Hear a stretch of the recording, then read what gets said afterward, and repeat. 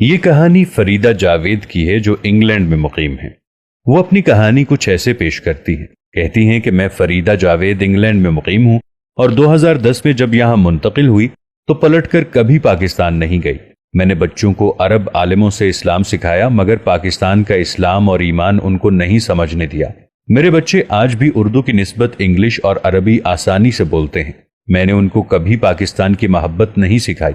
لوگ پاکستان کو آزاد ملک اور ریاست کہتے ہیں مگر در حقیقت وہ ایک جنگل ہے جس میں ہر طاقتور کمزور کو کھا رہا ہے۔ کوئی شیر ہے، کوئی اژدہا ہے، کوئی بھیڑیا ہے تو کوئی جنگلی کتا۔ جس طرح ان درندوں کو بھوک مٹانے کے لیے کسی کی جان لینا پڑتی ہے اور اس جان لینے کا وہ اپنا حق اور بہادری سمجھتے ہیں، بالکل ایسے ہی پاکستان میں بھی ہر طاقتور غریب کی جان و مال اور عزت لوٹنے کو اپنا حق سمجھتا ہے۔ میں ایک انتہائی غریب گھرانے سے تعلق رکھتی تھی۔ میرے والد صاحب موچی کا کام کرتے تھے۔ میری والدہ صاحبہ الحمدللہ بہت خوش شکل تھیں۔ گاؤں کے وڈیروں نے ہر ممکن ان کو مجبور کر کے ان کی عصمت دری کرنا چاہی مگر وہ محفوظ رہیں۔ انہی دنوں مقامی پولیس اسٹیشن کے ایک پولیس والے نے بھی میری والدہ پر ہوس مٹانے کا سوچا مگر جب کامیاب نہ ہو سکا تو میرے والد صاحب کو تنگ کرنا شروع کر دیا۔ کبھی کسی کیس میں گرفتار کر لیتا، کبھی کسی کیس میں گرفتار کر لیتا۔ پہلے میرے والد صاحب کو سمجھ نہ لگی مگر جب وہ پولیس والے کی نیت کو سمجھے تو انہوں نے میری والدہ کو نصیحت کی کہ میں ان ظالموں کے ہاتھوں مر جاؤں تو مجھے کوئی دکھ نہیں ہوگا، مگر تمہاری عزت لٹ جائے اور میں زندہ رہوں تو ساری زندگی دکھی رہوں گا۔ تم میری زندگی کی خاطر اپنی عزت نیلام نہ کرنا۔ میری والدہ صاحبہ نے میرے والد صاحب کی بات پر عمل کرنے کا وعدہ کیا۔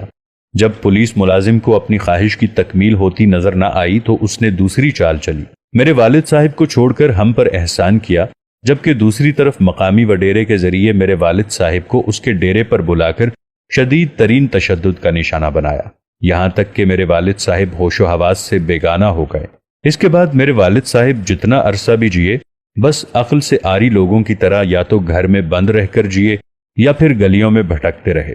ہوس نہ مٹ پانے کی صورت درندے بن جانے والے انسانوں کے زیر عتاب ہم بھی رہے۔ ایک دفعہ میرے والد صاحب روڈ کراس کر رہے تھے کہ ایک ٹرک ڈرائیور کو محض چرس کی ایک سگریٹ دے کر میرے والد صاحب کا روڈ ایکسیڈنٹ کروا دیا گیا۔ ہم ماں بیٹی والد صاحب کو لے کر ہسپتال پہنچے تو کسی نے ہماری بات نہیں سنی۔ میرے والد صاحب تڑپتے رہے۔ ڈاکٹر صاحبان نرسوں کے ساتھ خوش گپیوں میں مشغول رہے۔ میں ڈاکٹر صاحب کی منتیں کر رہی تھی کہ میرے والد صاحب کو بچا لیجئے، جبکہ ڈاکٹر صاحب میری بات کی طرف توجہ دینے کی بجائے نرس کے گلے میں پڑے لاکٹ کی تعریف کر رہے تھے، اور نرس بھی ڈاکٹر صاحب کو خوشی خوشی بتا رہی تھی کہ یہ مجھے ڈاکٹر فیاض نے دیا ہے۔ میں جب ڈاکٹرز کی طرف سے نا امید ہو گئی تو والد صاحب کے پاس پہنچی۔ میرے والد صاحب نے مجھ سے پانی مانگا۔ میرے پاس اتنے پیسے بھی نہیں تھے کہ پانی خرید سکتی، مگر پھر بھی میں ہسپتال کے سامنے بنے سٹور پر گئی اور ان کو بتایا کہ میرے والد صاحب مر رہے ہیں، ان کو پیاس لگی ہے، اگر آپ ان کی پیاس بجھا دیں تو میں اللہ تعالیٰ سے دعا کروں گی کہ روز محشر آپ کو حوض کوثر کا پانی نصیب ہو۔ مگر دکاندار نے مجھے مکار لڑکی کہہ کر بھگا دیا۔ میرے واپس آنے تک میرا پیاسا باپ مر چکا تھا۔ والد صاحب کے انتقال کے بعد ہم لوگ اپنا گاؤں چھوڑ کر اپنے ننہال منتقل ہو گئے۔ میری خالہ عمرے کی ادائیگی سے واپس آئی تھی تو میں اپنی والدہ صاحبہ کے ہمراہ ان کو سلام کرنے گئی ہوئی تھی۔ وہاں گاؤں کے سب سے امیر گھرانے کا چشم و چراغ مشرف حیدر بھی اپنی والدہ کے ہمراہ آیا ہوا تھا۔ مشرف صاحب انگلینڈ میں ہوتے تھے، اپنا ذاتی گاڑیوں کا شو روم تھا، بہترین کاروبار سیٹ تھا۔ نہ جانے کیسے ان کی نظر مجھ پر پڑی اور ایک دن اچانک ان کی والدہ میری خالہ کے ہمراہ ہمارے گھر آئیں اور میرا ہاتھ مانگا تو میری والدہ صاحبہ نے نہ صرف سختی سے منع کر دیا بلکہ صاف بتا دیا کہ میری بیٹی کی نظر میں یہ رئیس لوگ کسی فرعون سے کم نہیں ہوتے، لہٰذا ہم لوگ شادی نہیں کر سکتے۔ دوسرا، آپ زمیندار لوگ ہیں اور ہم موچی ہیں، ہمارا کوئی جوڑ نہیں بنتا۔ مشرف حیدر صاحب کی والدہ صاحبہ واپس چلی گئیں، مگر رات کو منہ اندھیرے مشرف حیدر خود اپنے والدین کے ہمراہ آئے، ساتھ قرآن پاک لائے۔ بولا، ہم لوگ قرآن پاک پر ہاتھ رکھ کر حلف دیتے ہیں، آپ کی ہر شرط مانیں گے، آپ کہیں تو ہم خانہ کعبہ کے صحن حرم میں کھڑے ہو کر آپ کو یقین دلانے کو تیار ہیں۔